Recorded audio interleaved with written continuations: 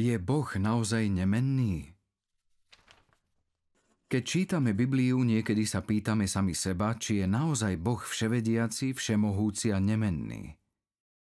Tieto jeho vlastnosti sú niekde opísané celkom jasne, no na iných miestach čítame napríklad, ako sa Boh prechádzal v raji a hľadal Adama, potom sa nahneval, ale oľutoval svoj hnev a tak ďalej. Ako tomu máme rozumieť? Vieme, že Biblia vo všeobecnosti používa jazyk plný obrazov, jednoduchých, avšak výstižných. Vďaka nim opisuje Boha oveľa ľahšie, ako skrze abstraktné filozofické traktáty.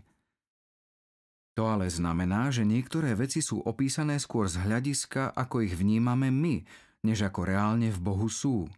Čo to znamená? Urobme si jeden prieskum. V jednej pasáži sa Boh opisuje ako pomstychtivý a v inej ako milosrdný. A hovorí sa to aj napriek tomu, že je večný a nemenný.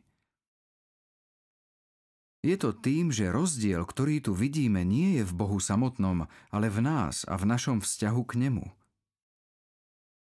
Uvediem príklad. Táto socha stojí pevne na svojom podstavci vďaka gravitačnej sile. Keď socha zmení polohu a spadne, rozbije sa na márne kúsky a opäť to bude vďaka gravitačnej sile. Gravitačná sila sa zjavne nezmenila, ale účinok, ktorý na sochu mala, bol dosť rozdielny. Niečo podobné vidíme vo vzťahu k ľudskej duši.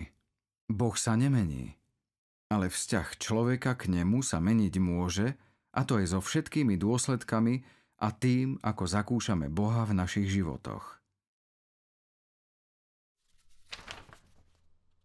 Takže Biblia často opisuje Boha v intenciách ľudskej skúsenosti a pomocou silných obrazov. Ak im správne rozumieme, potom nás vedie k hĺbšiemu chápaniu Boha, aj keď on presahuje všetky obrazné opisy.